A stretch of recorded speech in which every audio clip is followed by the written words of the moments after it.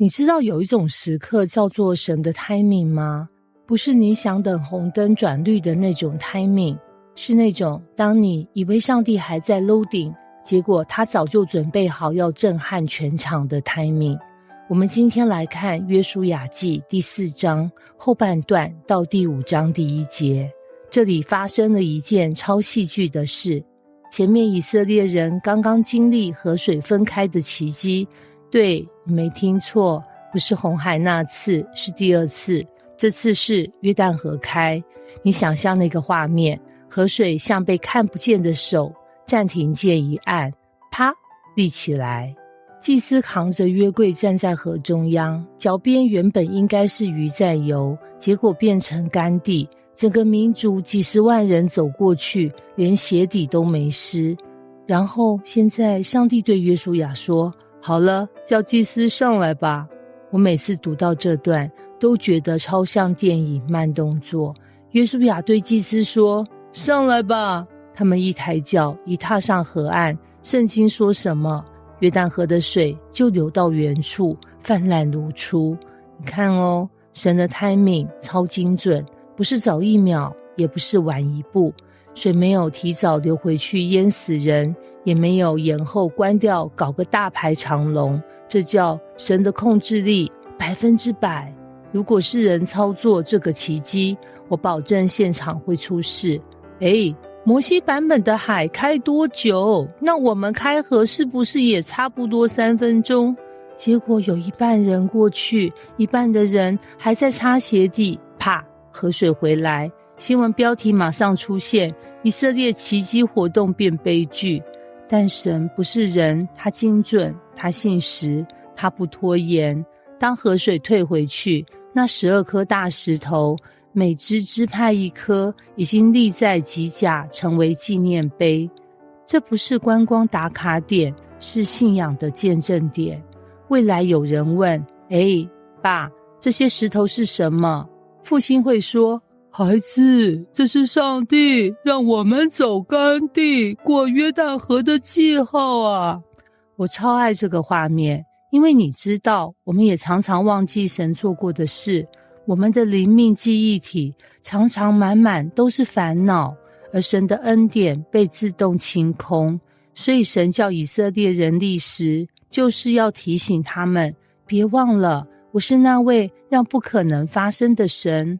然后重点来了，第5章第1节，这一幕超像谍报片开场。约旦河西的亚摩利诸王，靠海的迦南诸王，听见耶和华使约旦河的水在以色列人前面干了，他们就心都消化了，并且因以色列人就没有胆气了。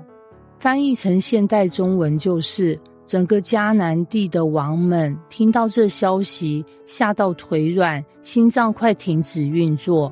想象一下当时的 WhatsApp 群组，亚摩利王，兄弟，听说他们过河没湿鞋。耶利哥王，真的假的？那河水怎么办？亚摩利王，圣经说神让水立起来啊。耶利哥王，完蛋了，我城门要加双重锁。全地的恐惧感蔓延开来，以前以色列人怕他们，现在轮到他们怕以色列人。你看这多戏剧化，神没有派军队，没有打仗，没有宣战，他只让河水干了一次，就让敌人全体心碎。这叫上帝的无声战争。神不需要大声，他的作为本身就是震撼教育。但故事没有停在哇哦，好神哦。真正的重点是，那些从河里走出来的人也被改变了。他们不是只跨过地理的界限，是跨过信心的界限。他们离开旷野的漂泊，进入信靠的生活。很多人想要进入应许之地，但不愿意走进信心之河。你不能只想看神迹，而不愿意踏入水里。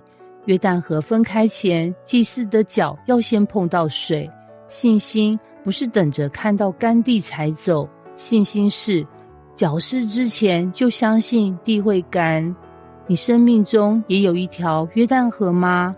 也许是恐惧、压力、婚姻、病痛。你看着那河水湍急，心想：上帝啊，这我过不去了。但神说：你先走，我会在你脚下开路。